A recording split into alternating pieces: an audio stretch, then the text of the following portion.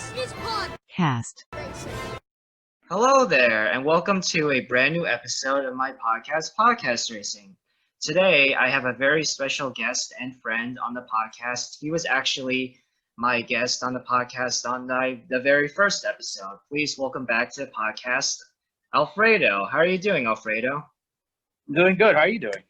I'm good. I'm good. It's been a pretty weird year. It sucked a little, staying inside. Well, me, I've been still going out a lot due to working, but I'm sure it hasn't been that easy for you, social distancing and self-quarantine. Definitely hasn't. And something else that sucked is that we really haven't gotten any Marvel content this year. I mean, we are supposedly getting WandaVision in December, but for the most part, we haven't had any real big Marvel content, and that's been a bummer to me. It has been because of all these delays and everything due to the pandemic, and because of that, they haven't been able to film as well. So that's why everything's being pushed back. Yeah, when they announced a few months ago that Falcon and Winter Soldier had to be filming had to be delayed on that one, that was disappointing to me for sure. Plus, now if you just heard, did you hear that they delayed Black Widow, the Turtles, and Shang-Chi as well? Yeah, I heard all that as well. And I am disappointed in that, but I also want everybody to be safe, and I want to see those films in the theater when it's safe. That's why they're delaying it, because they want people to go. Because right now they're not opening as much, and even if they are, people aren't necessarily ready to go yet, especially until we get a vaccine. Yeah, exactly. But speaking of Marvel, I want to talk a little bit about the man responsible for, for the most part, he's responsible for Marvel's success, Kevin Feige. Yeah. So Kevin Feige, so I think we can both agree that Kevin Feige has made some very smart, creative, and business decisions. Absolutely, he has. And his very smart, creative, and business decisions have led him to basically owning all of the Marvel characters now. He owns basically he owns the rights to all of the characters, the Fox X-Men characters, the X-Men characters that were previously owned by Fox.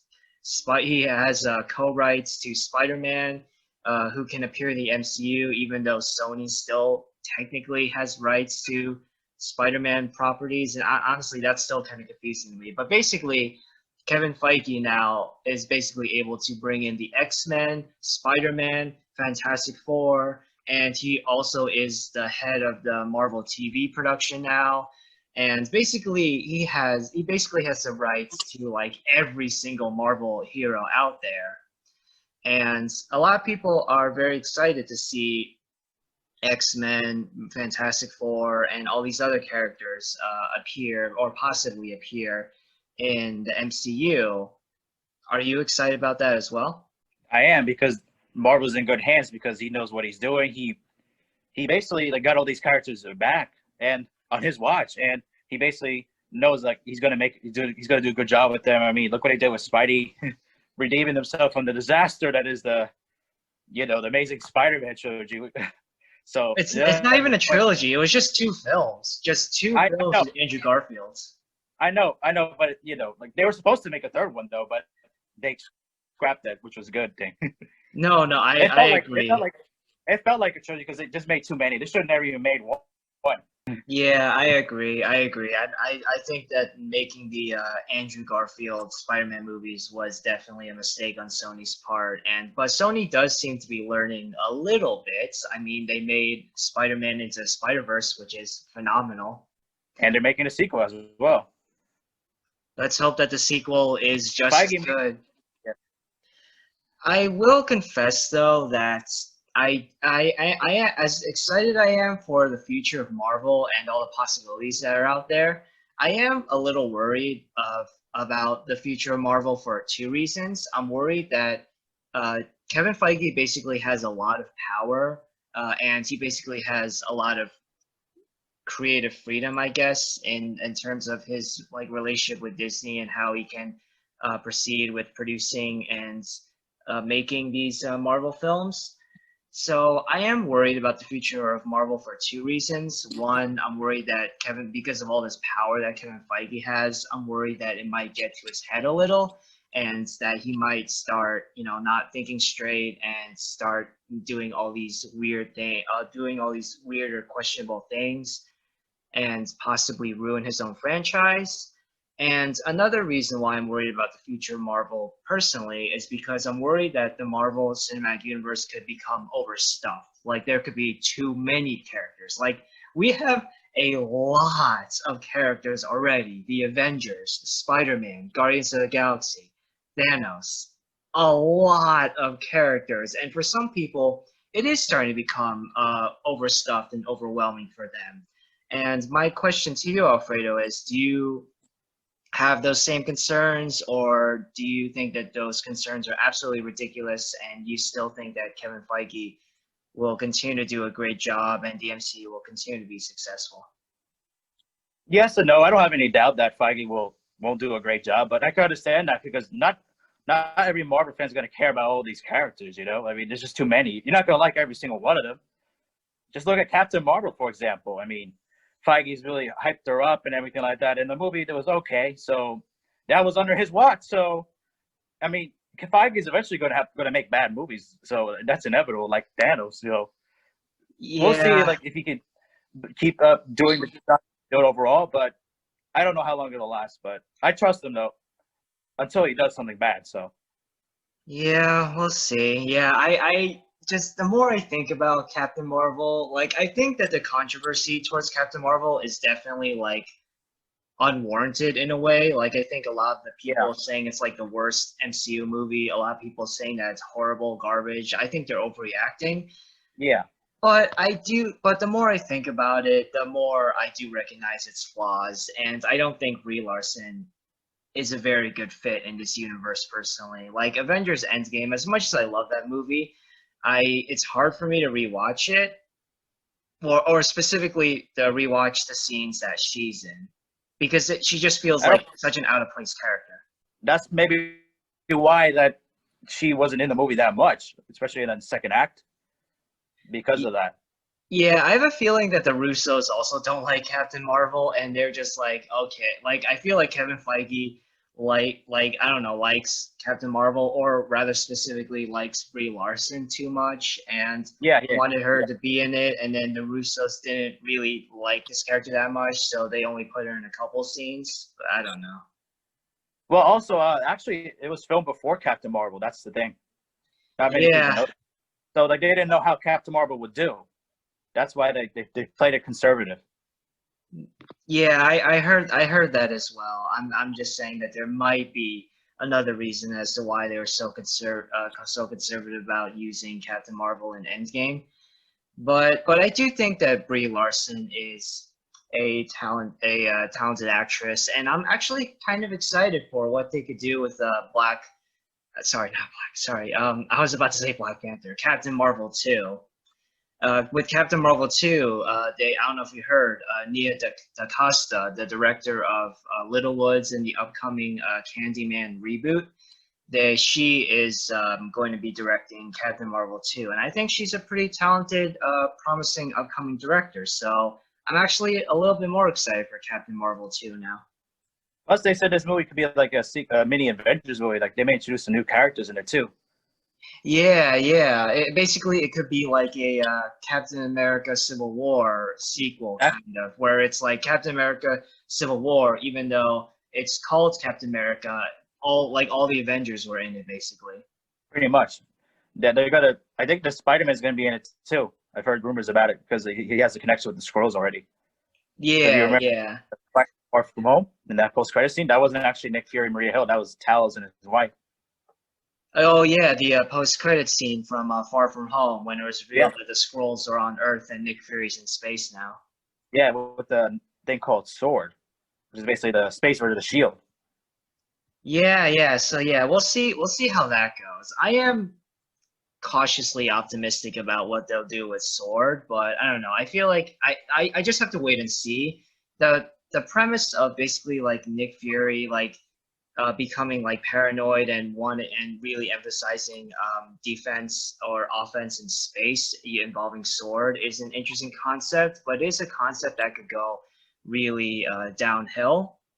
But it is an ambitious concept, and I think that is something that I've really liked with Kevin Feige recently, is that he's become a lot more ambitious and taking more risks with Marvel. I just fear that he could take a risk that, might come off as really dumb or silly, and he won't be able to pull it off. I hope he doesn't get to that point. I hope not either, but it's possible. It could happen. Yeah, but I'm still excited for what comes up with Marvel. I think that it is cool that again, like Kevin Feige taking risks and all the good business and creative decisions he's made so far.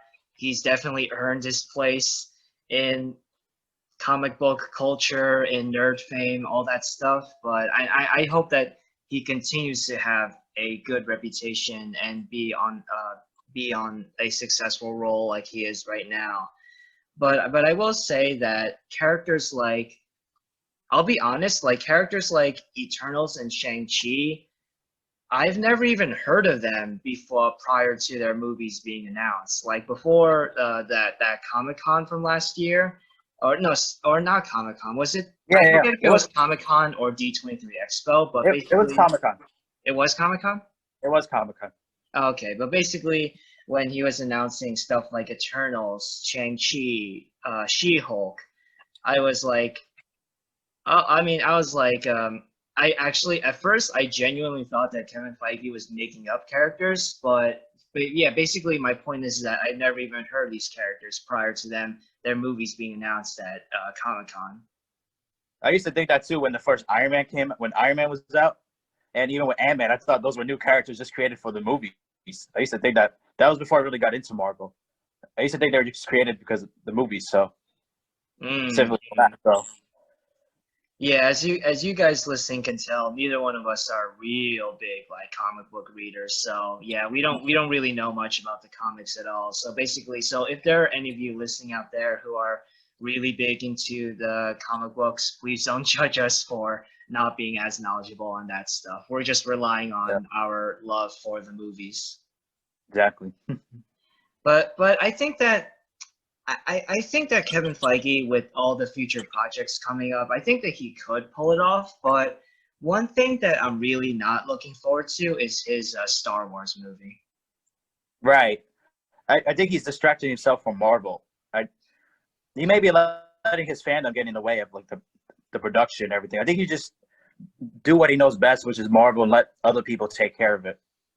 Yeah, exactly. Yeah, I like Kevin Feige and I love Star Wars, but what Kevin Feige has brought in terms of a creative and business standpoint to Marvel, I'm just not sure if that fits with Star Wars. Like Marvel is very well, besides Infinity War and Endgame, Marvel is very upbeat, funny, quirky, and I just don't know if that kind of style and tone would really fit with the Star Wars.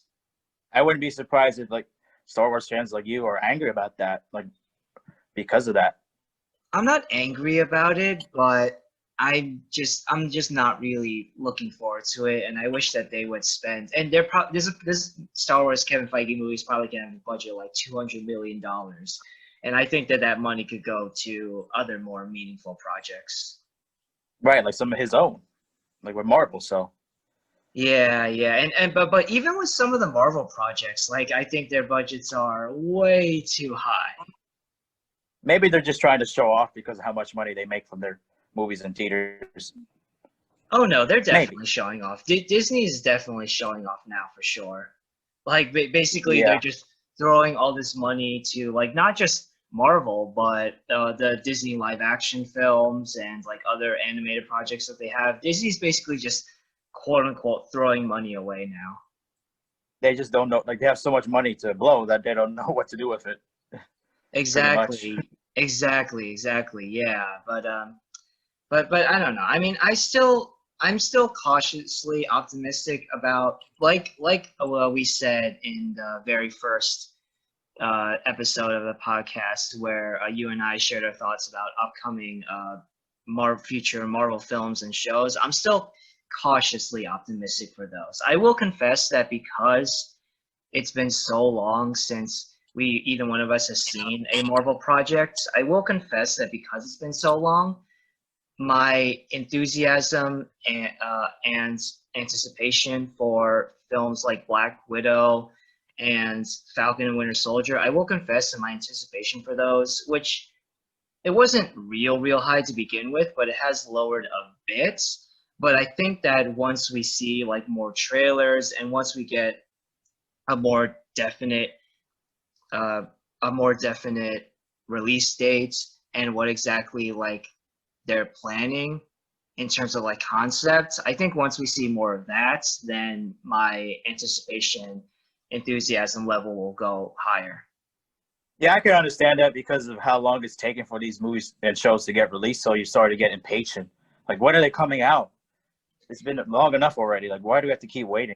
I mean, to be fair, though, you know, we are living in really unpredictable times right now with the virus. You know, like you mentioned, Black Widow is going to get delayed again, and theaters might close again because of a fear that due to the winter season, the cold season, there might be a major increase in positive COVID cases. So, yeah, we are living in really unpredictable times right now, and we still don't have a 100% guaranteed cure or vaccine. So, I honestly have no idea when we're going to be getting another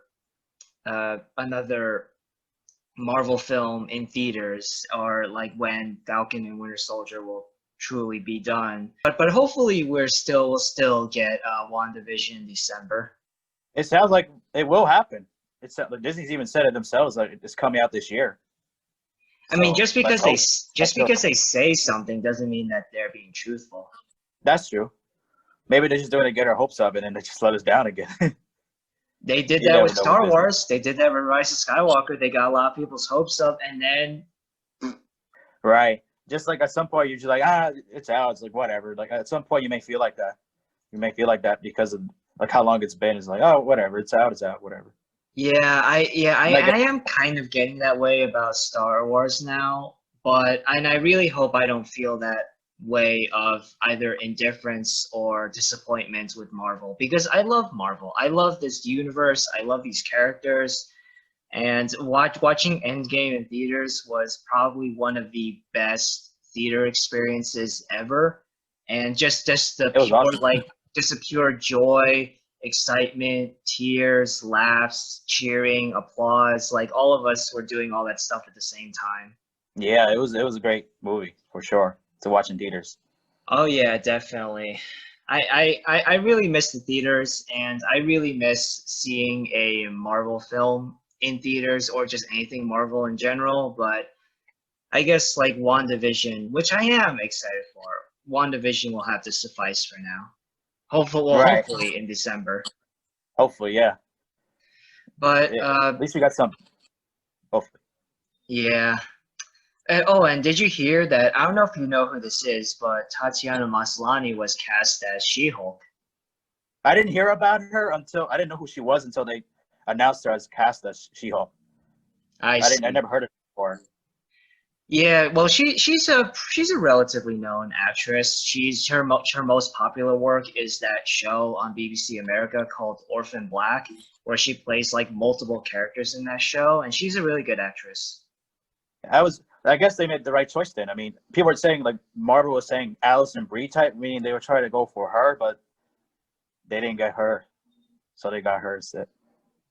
Yeah. I think Alison Brie could have made a good She-Hulk, but I think Tatiana Maslany is really talented as well, and I think that she'll do a good job. But do you have anything else to comment on like the future of Marvel? Do you have any other possible like concerns, or do you think that Marvel is just gonna hit it out of the park and just continue to give us more gems? That's what I hope that they do give us more gems. But they just announced a casting call for Miss Marvel, the Disney Plus show. They already announced like some directors as well, like the directors from the Bad Boys. Right. Like the most popular. They're going to be directing some episodes. There are other directors being announced for that show as well as they're looking for some friends for Kamala Khan. Some like this white actress like age 16 to 20, and a black one like age 27 to 34, like as Kamala's friends. So they're looking for actresses around that age range to be Kamala's friends on the Miss Marvel show. They just announced that they're looking for something like that. Since they're casting. Yeah, I mean they're looking, but I don't know if they'll. I mean, even whoever they cast, like I don't know if they'll be able to film because of how the state that the world is in right now. Like they had finished, sorry, not finished, resumed production on the Robert Pattinson Batman movie, but as soon as they resumed production on that movie, Robert Pattinson got sick. So, well, he got the virus. Oh. So yeah, so I don't know if they're actually going to be able to. So I know they're casting. Sorry. Yeah, but you don't know like when they'll be able to. Like, and plus they won't film for a while anyway. Yeah, so I don't know. I don't know if they should be casting. So they're not. I don't know if they should be casting and hiring directors this early. Like, I mean, I know that Marvel and like Disney, like one of the good things about Marvel is that they really like to plan like ahead of time, but I don't know if like maybe they're planning a little too and hiring people a little too early. I mean, Feige said, going back to him, like he said, like the next phase is already set. Like he has all the list planned out. But that was before the pandemic, of course. So, but he had everything ready, like within advance. Like he does that. That's just Kevin Feige. Like he likes to do things in advance. Yeah, but I feel like he might be planning, like, I feel like he might have to make some changes to his plans due to not just COVID, but also the unfortunate passing of Chadwick Boseman. Right. He's probably already doing that right now. He's already been doing it with these delays. So, well, we'll just have to wait and see. But me personally, I don't really have any more. I think I've said already my thoughts on what I think about the future of Kevin Feige and what I think about, the future of Marvel and what Kevin Feige's role is, not just in Marvel, but in Hollywood. I think that he is a really smart and enthusiastic in a good way guy, but I do have a little bit concerns about his creative methods going forward and about the future of Marvel. I am still excited about what we're getting with Marvel, but I just hope that Kevin Feige doesn't go power hungry or too ambitious and risk taking. Sorry. yeah, I agree with you. Hopefully he doesn't either. Hopefully, because he has to do what he's doing. Like he's had success so far. Just keep doing what you're doing. Don't try to, like you said, get too power hungry and get greedy. Exactly. Just do what you do best. Do you have any final thoughts? Do you have any final thoughts to share? That's not pretty much. So, like I said, like hopefully he does the right thing, and we'll see what happens. All right, so I guess I think this is going to be our the shortest podcast racing episode yet, but that's fine. I want to thank all of you guys out there for listening and listening to another episode of Podcast Racing, and thank you again, Alfredo, for being on my podcast. Thank you for having me. It was fun. But one last thing before we end, actually, when are we going to see another video from you on your YouTube channel, the Furae? Hopefully soon. There's just things going on in the house right now. Probably a guy fixing like the bathroom and just kind of things going on right now. Hopefully soon. Once everything's done. Well, hopefully we'll get more of the Furae content. And all of you listening, if you've never heard of the Furae, I put the link to his YouTube channel in the description below. And so thank you again for watching. And thank you again, Alfredo. And I hope to see you guys again next week. Bye.